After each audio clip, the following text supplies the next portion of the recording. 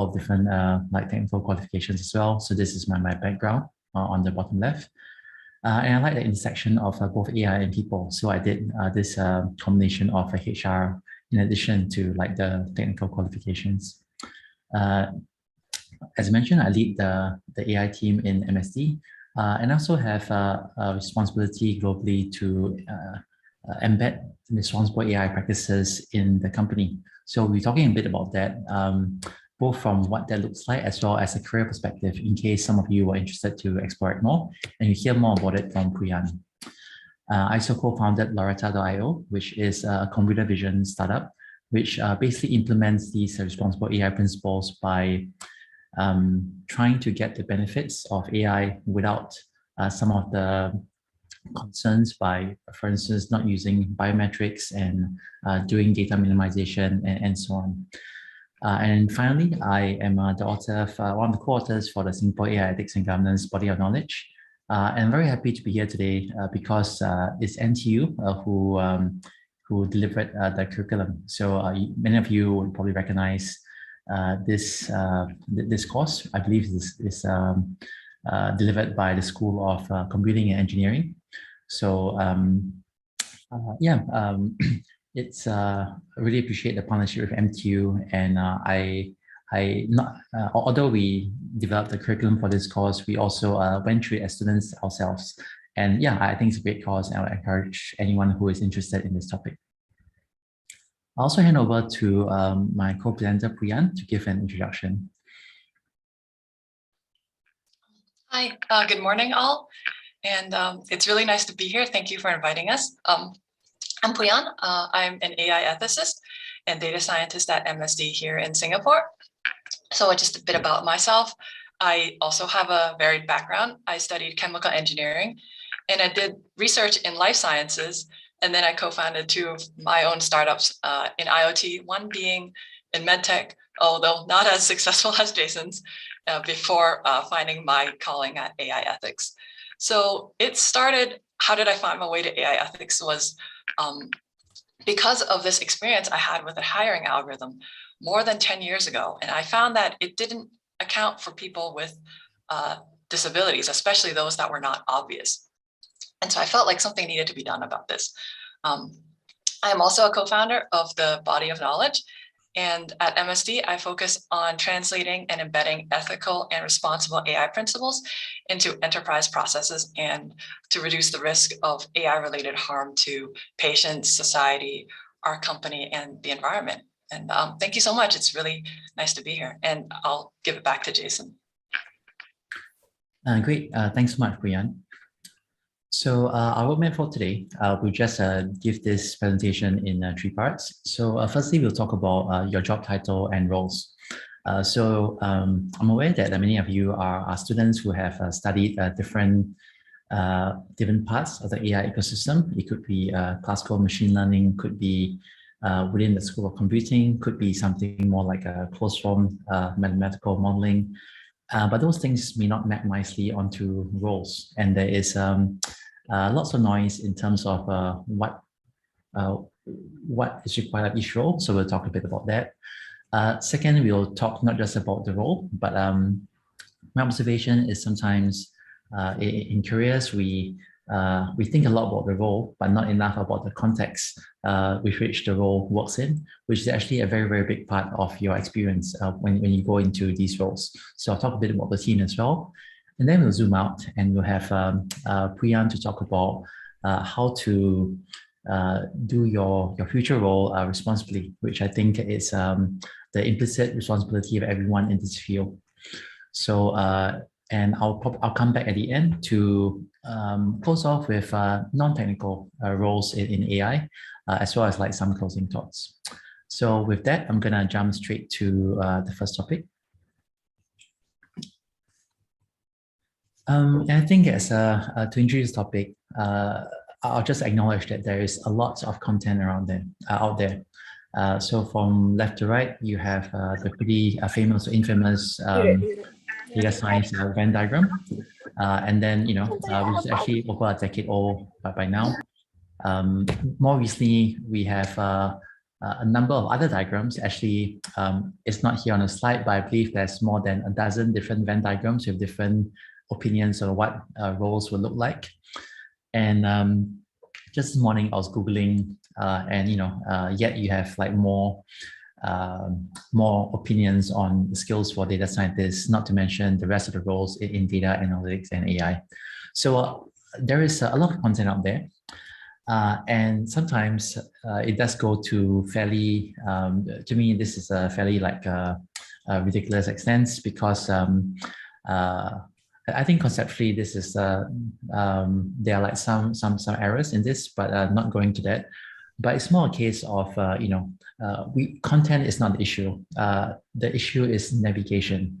So there is no expectation for a single person to do all of these. And it's more a case of navigation, which is starting from where you are, what is best for you, where you want to go, and then having this focus, this laser-like focus on the specific skills that works for you. So that's kind of the approach I want to take today. And also, if any one of you are know the people who write the content that I've shown, it is power to them, right? And it's not really throwing any shade on them. It's just a case of at that point in time, they're adding to the conversation. And I think it also takes courage to put your opinion out there. So not to criticize, but to acknowledge that the field is maturing, and we want to bring I think the most updated thinking to you, so you can help I think optimize your job search. I've also given this like similar sessions to other universities before, and I've been trying to collate the questions that I get, and I've just pasted them here. I won't go through all of them, but the questions would be things like, tell me the difference between data engineering and machine learning engineering and data science. Some people have a strong programming background and want to make use of it, and are very proud of it. Some people do not like programming, if they're honest with themselves, and they want to find out where they may fit. Some people have a PhD and want to know how they could best make use of that. Some have heard of the talk of going from STEM to STEAM with an A in it, and the intersection of arts and these disciplines. And yeah, I think these are some of the questions that I've got, and I seek to I'll try to address as many of them as I can during this session. Also, at the end of the session, we have some time for Q&A, so please feel free to just bring your questions for discussion. So I want to anchor a bit on this slide. And this is from the ICT Skills Framework and IMDA.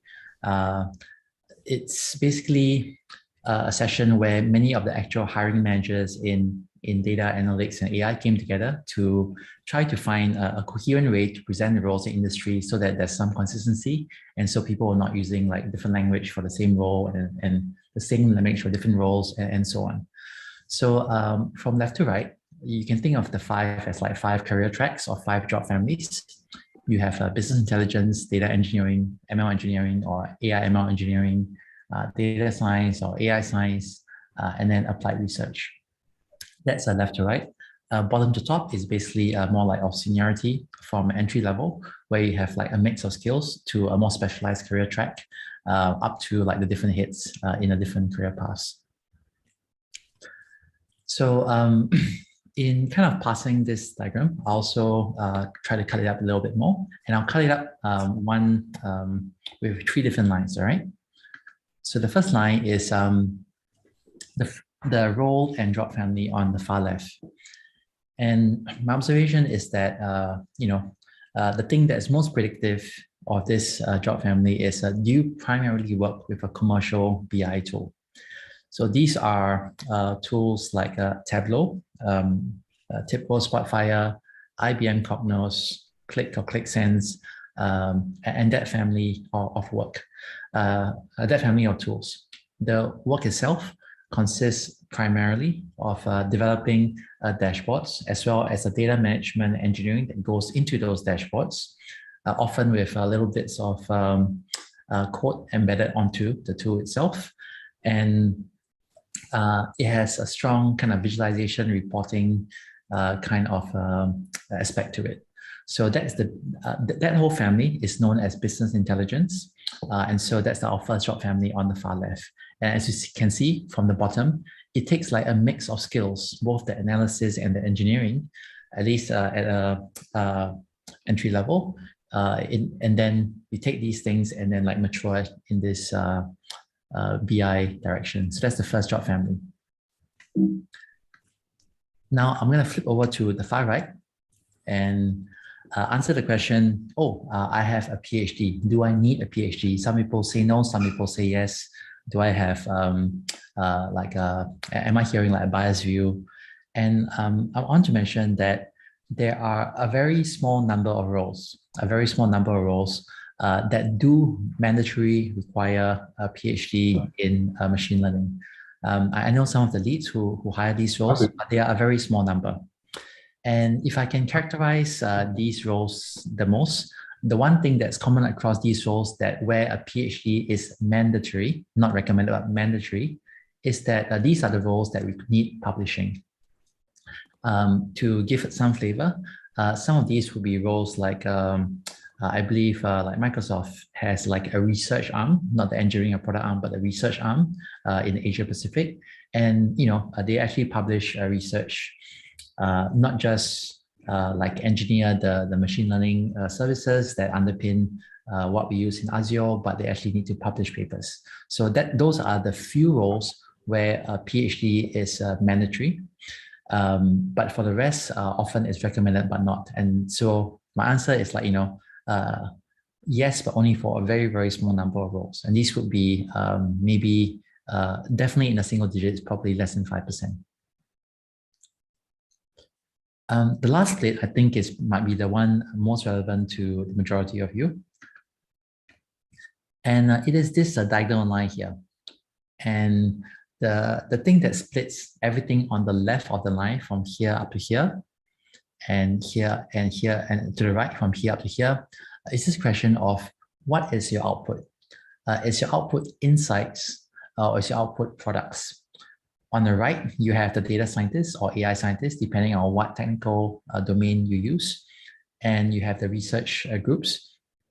And they either support decisions or they publish content. And this is, I would call these roles where your primary customer is a person who either reads your output, infers what you are learning from the data, reads your research, or is making a decision based on your work. So this is insights. On the left is products. And whether you are using a commercial BI tool to create a product in that sense, or whether you are doing a more like software, kind of full stack software engineering product, this is where, that a stronger like computer engineering, computer science, full stack skill set comes in. And the ones who consume your output is often another system. It could be, for instance, a recommendation engine, a fraud detection system, publishing your models embedded in the application, and so on. So they are also not mutually exclusive. So in a workflow, often a data scientist might build lots of models, but some of the projects are successful and want to be embedded in applications. So the exploratory portion and model development portions are on the right. But once it reaches a certain level of maturity, it starts working with the rest of the roles on the left to go from a model on your laptop to a full-fledged analytics product, right? So this last point is really important. So I also have elaborate on it one more in the next slide. And I wanted to start from this diagram, which I've seen being shared by some other speakers, which is like, think of the data science maturity model where I go from descriptive to prescriptive to predictive to prescriptive. And I want to make the distinction between data science as decision support versus the discipline of AI as trying to recreate systems with intelligence. Again, I'm trying to summarize, like multiple textbooks in a picture. And I think that the way I think about it is on one hand, you're using your skills as a decision support tool. So imagine like, a data scientist, maybe your manager, yourself as a data scientist, and maybe a manager presenting your insights to like a business leader to make a decision. And it's really like a decision support tool. But here, when you're trying to automate tasks, whether you're automating like a back office task on your laptop, on your machine, or on the company system, whether you're building chatbots to do automation of interactions, whether you're doing robotics in the physical world. The defining thing is that, these are not just, this is not a tool to support a person, this is an actual independent worker, a piece of software that executes autonomously and shows intelligence. So there are like, although they're overlapped in terms of the method, both data scientists and AI people use machine learning, for example. The focus of value, one is supporting decisions of humans, another is systems that exhibit autonomy.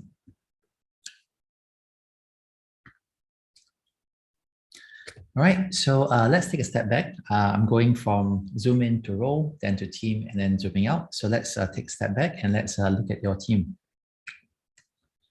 I just have, I think, maybe like a few slides, I think 3 slides here. And I want to share a short conversation I had with a new intern who is joining our team, I think, next month. So she was saying that, I'm so happy to be working in data analytics. And I was asking her, what's the nature of your work? And she's like, we're doing data, we're working in data, getting insights, doing analytics. And what I was thinking in my mind was, I'm trying to get at the focus of your role, and it's quite hard to picture without knowing which team you work in. And maybe I want to present the teams we have on the spectrum. In any given large company, there are many data and analytics teams. And the nature of the work and the nature of the skills and the skills that give you success in your application depends on where this team sits. So it's a very important question if you're looking for a role. I'll go from right to left. And so on the far right, you have a data team, a BI team embedded in a business unit. So it could be like, job application is to manager of supply chain analytics. So you only focus on a domain, the business domain of supply chain. This kind of work is direct decision support, and you really need to know like supply chain, the domain focus, and the skill set is really on decision science. So decision science, and I'm not sure if this is a familiar term, it's really about, as the term suggests, the science of making decisions, the science of thinking about not just the data, but also the incentives, the psychology, the position of the business person, and bringing in that the communication skills, influencing skills, knowledge about the subject matter, and so on. So that is on the far right where you are embedded in the business unit. In the middle, you are still supporting a business unit, but instead of directly presenting things to a customer, imagine lots of presentations and so on, you are building products for that division. So for instance, if a supply chain division has a special data application that takes the supply chain data, as you know, like supply chains are under like a lot of stress at the moment, and tries to optimize like lead times based on mathematical modeling or some sort of a machine learning model. So this is a division-focused product or platform. And so in this sense, you need to have both. You might work in a product team, and you might need to know the supply chain work as well as the full stack, the front end, the back end, the database, the data warehousing, and so on. And so you need to do a lot of bridging between someone who's deep in technology and someone who's deep in business. And finally, you have large centralized teams. So often you see these jobs in we want to join want to hire for our data analytics or AI center of excellence. or you work for the Chief Technology Office, which is where myself and Kieran work. The distinctiveness of working in a center is that you are a lot more closer to products and platforms that cross divisions. So instead of a product like a supply chain tool, it could be like custom API services that are used for common tasks that all the different divisions of a company might use. It is really close to technology and looking at commonalities across business units. And often you have people who, you do like multiple projects simultaneously in different business units. Or it could be things like embedding things at the company level, at the policy level, at the process level, which you'll hear from Priyan very soon. Also, the diagrams on the bottom, I did want to make a couple of points, which is the closer to the center, the closer to products, platforms, and the more engineering you need. The closer to the business, the more influencing skills and like customer-facing skills you need. And there are actually more jobs in business intelligence than in data science. So I hope that these 3 points come true with this diagram. Also, I just wanted to show like a couple of like archetypes of like sample teams. And the ones in red are the data analytics roles, and the ones in gray are like roles who we tend to hire from other disciplines. And so a common way of working right now is, teams are starting to go agile. And so they'll do like little projects within the team where you have SMEs, you may have a user researcher or user experience professional. You might have a single or part-time Agile developer to support the data teams if there is a need for light application development.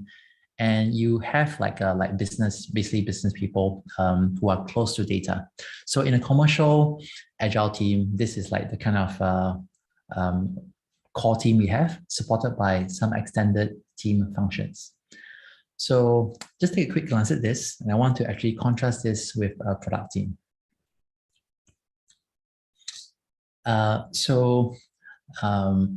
In a product team, often you have a product owner. It could be a business or technical product owner. You work in sprints, so you may or may not have a scrum master. You have user experience not just at the research level, but also a designer, because you would have a large load of interface work to do. You would have often a dedicated front-end developer, because often the back-end is done by a combination of some of the machine learning or data engineers, or sometimes you may have dedicated back-end developer.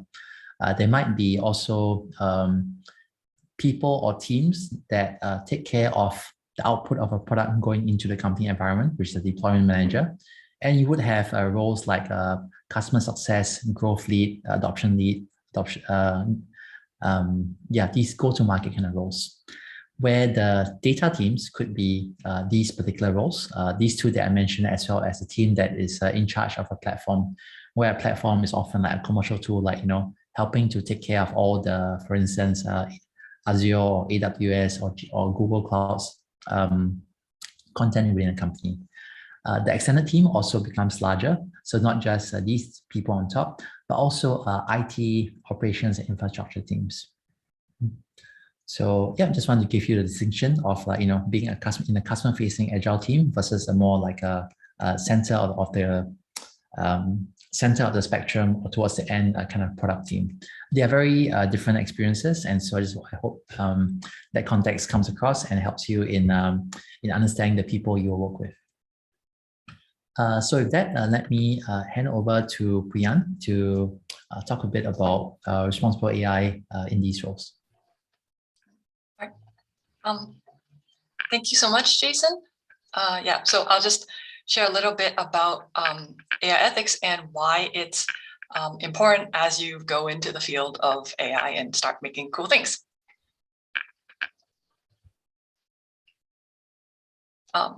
So I think from this discussion so far, this is probably like a given. We probably all know that AI is growing to be of critical strategic importance. And what that means for us is that everyone is going to be making and using a lot more AI things. And almost everybody who is adopting AI is expressing some concern for its trustworthiness. So like almost 95% of people think that, there is maybe some concerns about safety or explainability or transparency, or maybe the lack thereof, maybe job displacement and psychological manipulation, or even bias. So like, why are we concerned about these risks, or why are these risks at all?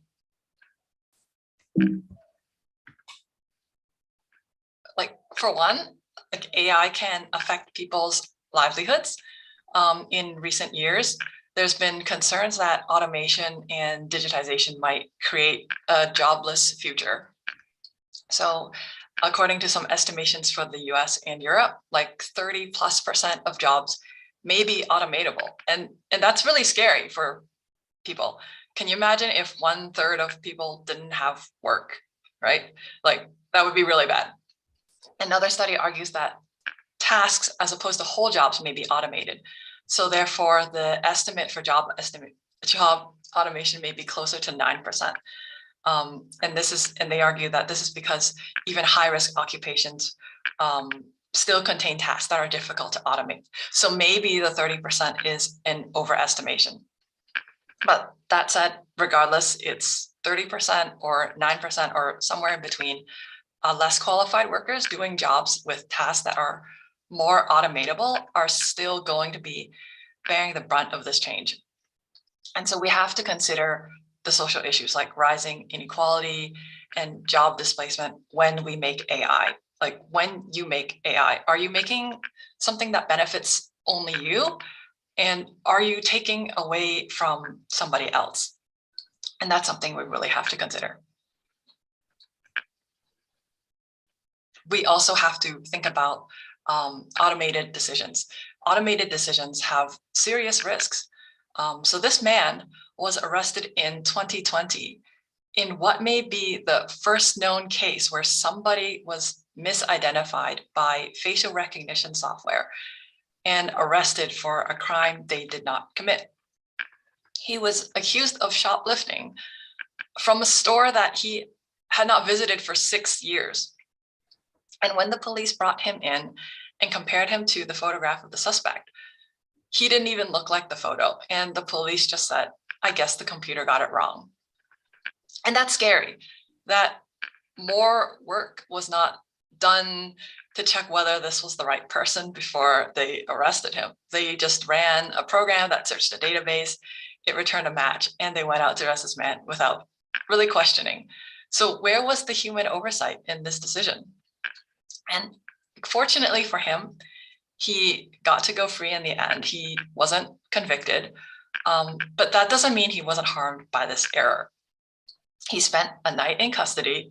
He had to spend money on lawyers, and his reputation was damaged. He was embarrassed in front of, all of his family and his coworkers. And not to mention, the experience must not have been pleasant. It must have been traumatic. So when designing AI, it's very important for us to recognize that situations are not always like yes or no. They have consequences and impacts on others. And many situations require the use of human judgment, like common sense, expert knowledge or understanding of a situation or problem, and also of understanding other people's situations and their needs. Like, many decisions in real life can't just be reduced to a set of rules, because there are exceptions. And it's not just that. It takes empathy and respect for others to recognize when we should be making exceptions. And an algorithm just can't do that. So when decisions are made with bad assumptions or made without empathy, harm occurs. And then there's also the issue concerning liability when it comes to autonomous decisions. Questions like, is it criminal if AI causes serious harm? Or what role did the user in charge of the system play? And what if there was no user at all when the harm occurred? Is the manufacturer responsible? Or could even the programmer themselves be responsible? And can existing laws handle these situations? So these are all the risks that come. It's just some of the risks that come with automated decision making. And then we've got bias. And bias can be very subtle. These are real search results from 2017. If you looked up the term CEO in Google Images, it may be like a bit more balanced now, but some consider these results to be discriminatory. And like, while most likely that wasn't the intention of the search algorithm to, be discriminatory, algorithmic bias can perpetuate stereotypes. And like, these results reflect what we, the users and society, or at least the portion that goes onto the internet, associate with CEO. As in, people make content containing keywords and images, and then the search algorithm just collects these and processes them. And then when users make a search query, they are returned with results that came from the content that society made. So it reinforces the stereotype and is a cycle. So needless to say, like, algorithmic bias can I think so. Very harmful, look at it. And it can cause unfair and inaccurate predictions. And if it's used in ways that can affect people's access to opportunities and resources, like, whether or not you can get into university, whether or not you can get a job, or getting a loan, then it can change an individual's life or contribute to the marginalization of whole groups. And even in everyday situations, even if, we're not talking about hiring or getting a job, just no one wants to be excluded or labeled by a robot.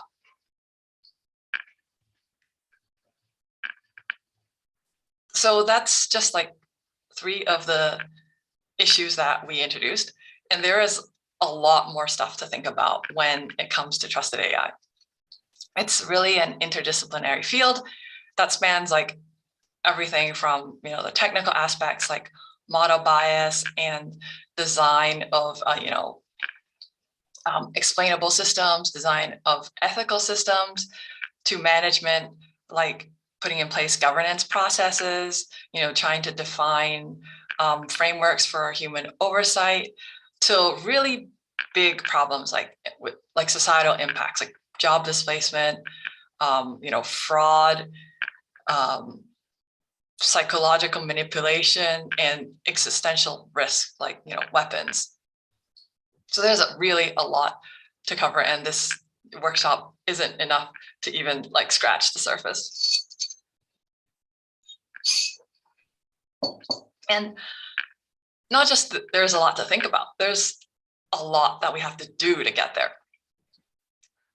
Based on a study in 2019, 70% of executives surveyed have adopted AI in the last 9 years, while 74% of companies have no measures in place to mitigate AI bias. In another study, only 15% of the respondents said that their team was actively addressing the issue, and 18% of students indicated they were learning about AI ethics. So not quite enough is being done, or it's not being done soon enough. So like, how can we make this better?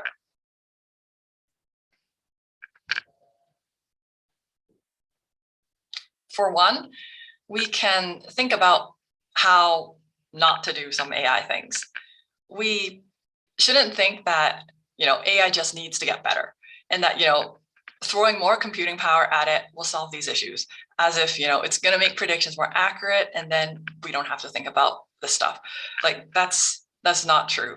Like, faster computers crunching more data isn't going to make AI like necessarily smarter or fairer or safer, because speed doesn't necessarily equal the right direction or more sophistication. It's just going to get us to, the wrong answer more quickly. And second, we also shouldn't assume that it's okay as long as AI does exactly what we tell it to do. AI will do what we program it to do. It doesn't have a mind of its own. And we build it to maximize objectives that we give it. But are the objectives that we are maximizing for correct and complete. Like often we don't know what we don't know, or we think we know when we actually don't. And that can be very dangerous. So in Greek and Roman legend, King Midas was granted a wish. And because he was foolish and greedy, he wished for everything he touched to turn into gold. And at first it was great. He turned all the furniture in his palace into gold. And then he realized he had a problem when his food turned to gold and he might starve. And then his daughter ran up to him and hugged him, and she turned into gold. So in AI, this is called the King Midas problem. And it's about like, we're not really sure what our objectives are. We have to be very careful what our objectives are and what we maximize. So there's also a math and moral problem. So even if our objectives are correct, how can we translate some of our objectives into math? For example, what is happiness or fairness mathematically? How do we define that in math, and what metrics would we use? And second, are our objectives and values the same as everybody else's? Do we all want the same outcomes? Is happiness or fairness for me the same as it is for you? So like King Midas, we should be careful what we wish for, and as there can be like unintended consequences, perverse incentives, and harm if we're not careful. So when you get into the field and start building lots of cool things, I hope you will think about some of these issues. And with that, I'll turn it back to Jason. Thanks a lot, Kieran. Doing a quick contract, I think I'll finish up in the next like 5 minutes. So I just want to end off by I think introducing what Kieran has said in terms of jobs, because I mentioned earlier that NTU is certifying people in AI ethics and governance, and we're very much behind this. And it's really our hope that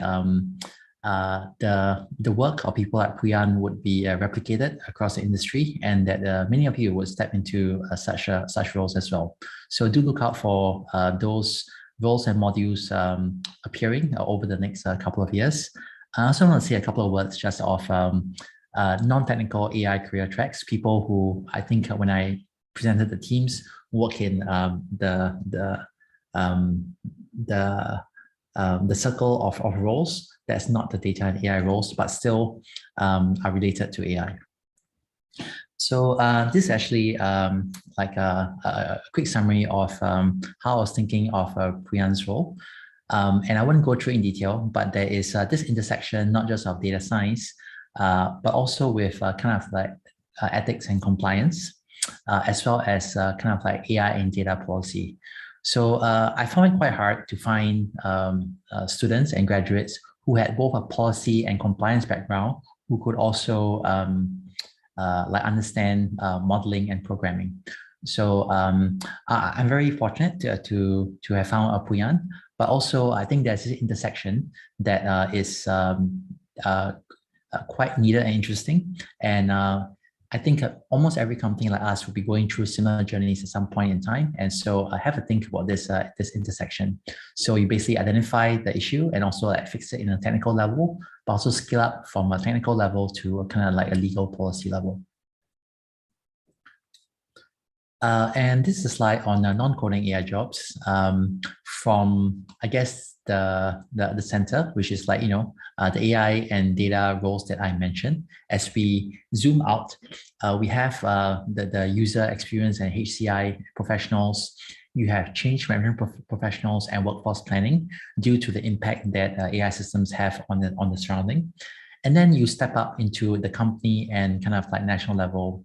You find your colleagues in governance, in legal,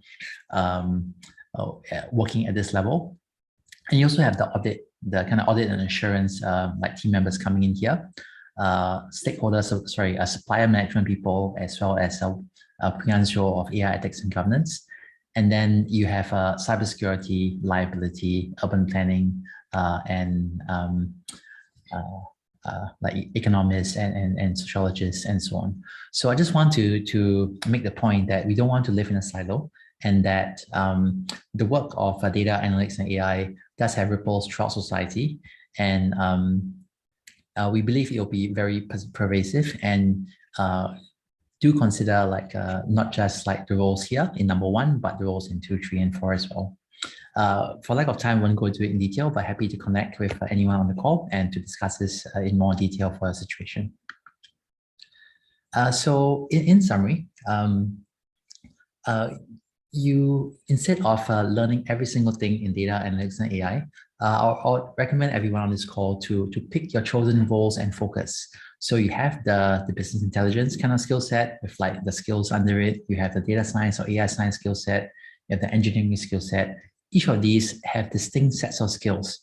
And quite often I meet students who kind of come to me and say, you know, I'm not getting callbacks.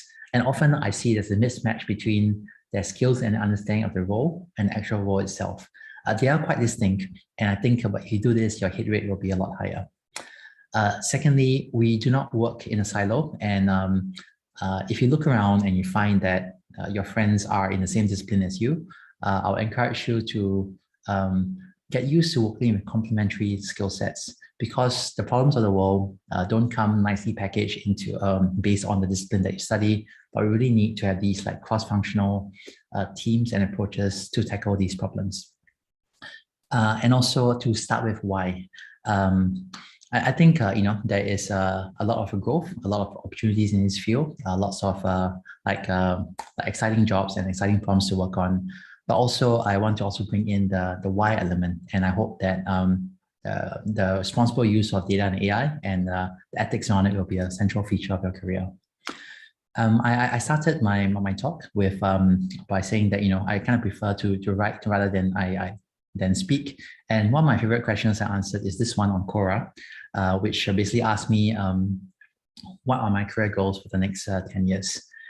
And having worked in the field for about that long, I think, you know, over time, some things start to be more important than others.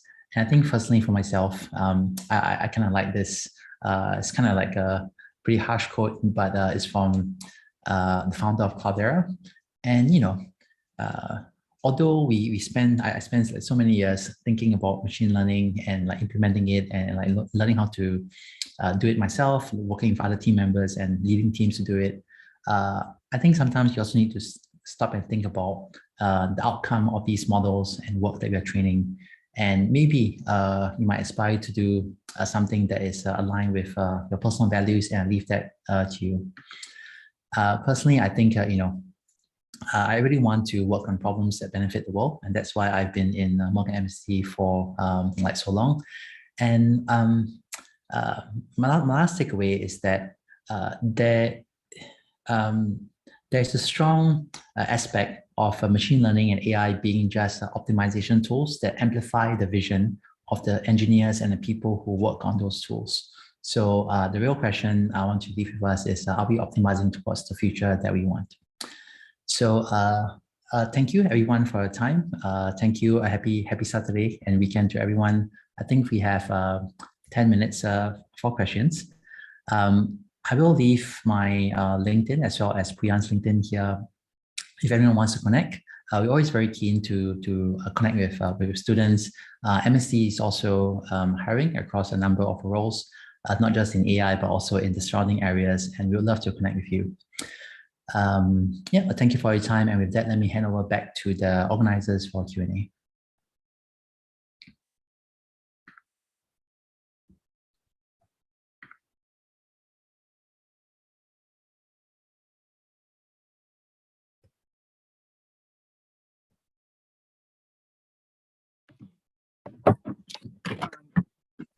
Thank you, Jason and Puyan, for the amazing workshop.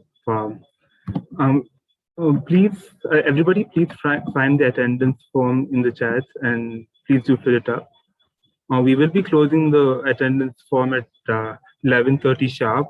So if you do not fill up the attendance form by then, your attendance for the workshop will not be recorded. As such, we do not encourage you to share the attendance form with your friends who haven't attended the workshop, because, I mean, that really isn't ethical. But yeah, please do fill it in.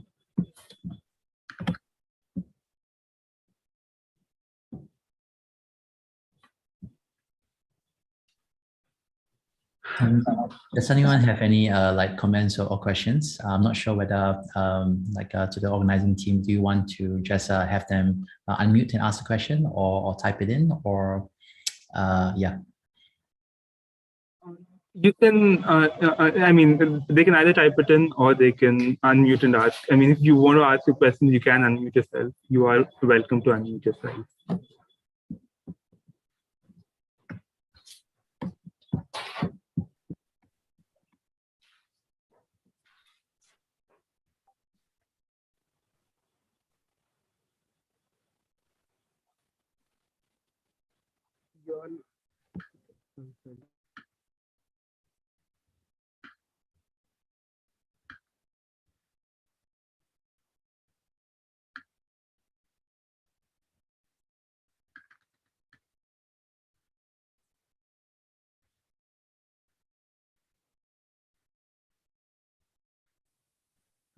Hello. Anyway, Jason, and this is, I think I have a very, very generic question, but, could you probably elaborate a little more on how moving forward in the future, AI can actually help shape the pharmaceutical world? Because, in general, we don't really see a lot of correlation within the two worlds, but, how you could probably elaborate on that. Yeah. Sure. Yeah, thanks for the question, Kieran. And it's really interesting because I don't have a pharmaceutical background myself. I didn't even study biology in JC, but yet here I am. So I think you can think of the pharmaceutical industry. It's quite heavily regulated, and so we don't like PR very much. But there's actually lots and lots of data scientists and lots of valuable data in the industry. I think I'll say two things about it. The first one is sometimes you have companies where data is very low quality and very plentiful, like social media, where it's like, all kinds of gigabytes of like, different type of data. And you have things like clinical trials where a single row of data takes months to collect and is extremely valuable. Genomic data or anything that ends with omics, any of the omics data, extremely valuable, expensive data sets. And so, that is the kind of environment that we work in and the data that is valuable. Second, I think before I came into pharma, I'm just like, you guys make drugs. Maybe you can, which is true, but maybe you can think of it a step back. And you can think of the pharma value chain as having like a few different parts.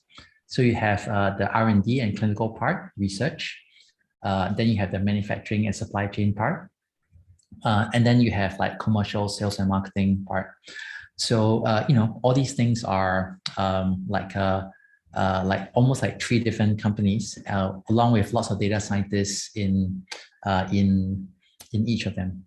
So you'll find that in pharma, some people might be new to AI, but they're very not new to data science because they've been using things like that, like tools like statistics for clinical trials for decades and decades. So I think working with scientists has been a very interesting, enriching experience, and they are very comfortable with data. And those who like to work with data will find a home here.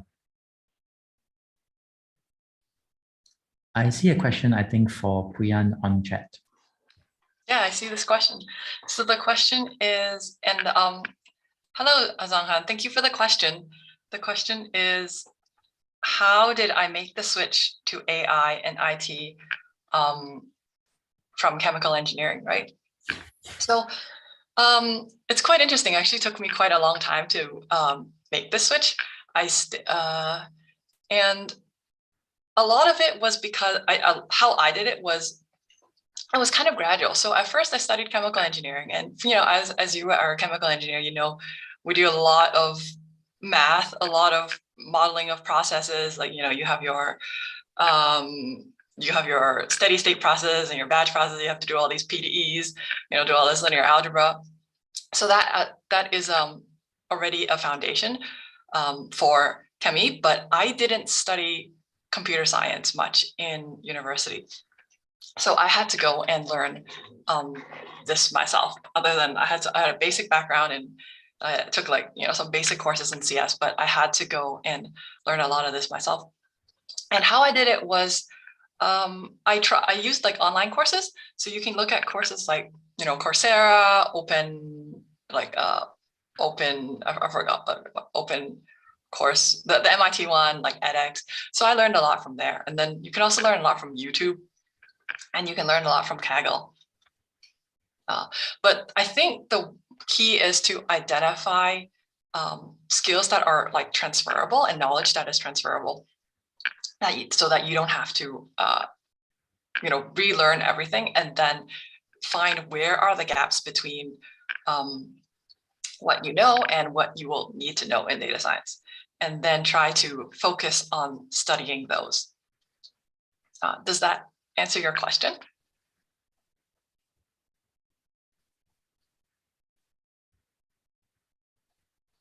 Thank you for the question.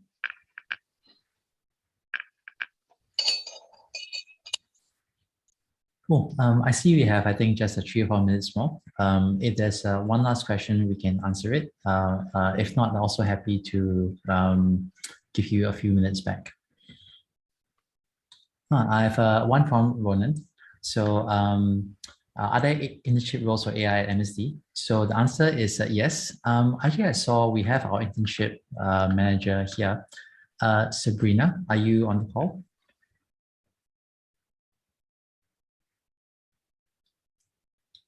Yeah, I'm not sure whether she is. Oh, yeah. If she's AFK, but I'm here. Oh, hey, do you want to talk a bit about internships? And to Sato, yes, Kaggle. Okay, so we have a number of internships available within MSD. In general, we host at least 60 interns on average just in Singapore alone. So I guess it really depends on what's the interest area for the students, because I think if it's an internship not necessarily within the IT hub, we also have internship that is correlated to technology, which is on a research lab as well. So if the students are quite interested to find out they on available internship opportunities right now, they can definitely head on over to our MSD career site, which is www.msd.com/careers. And then it will provide them with a list of all the internship opportunities available right now. Thanks for that, Sabrina. Also, for anyone on the call, if you want to explore specific opportunities or want to find out more,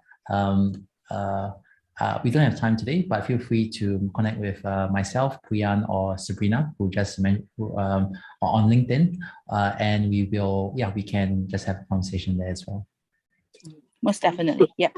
Also, to add on, everybody, we do have the sponsor fair happening between 3 p.m. to 4 p.m. on the virtual platform of the event. You can definitely reach out to Sabrina and team during the sponsor fair between 3 to 4, or you can message on the MSD channel on Discord as well. So the MSD team will be happy to answer your queries on Discord. That's right. Thanks, Kieran. I am actually over at the playground right now. So if anyone, feel free to hop on over to the MSD booth. I'm there. A couple of my colleagues are also there as well. Thank you. Thank you.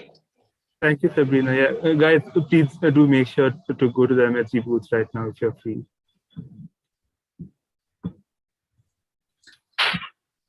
I think we have another question from Swapnil.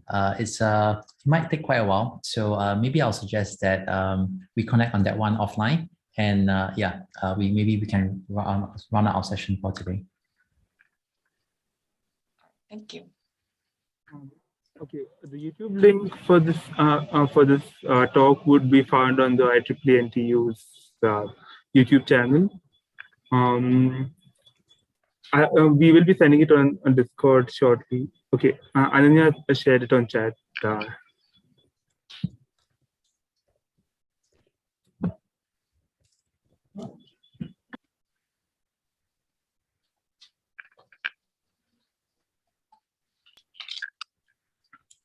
All right, Kieran, would you like to close the session?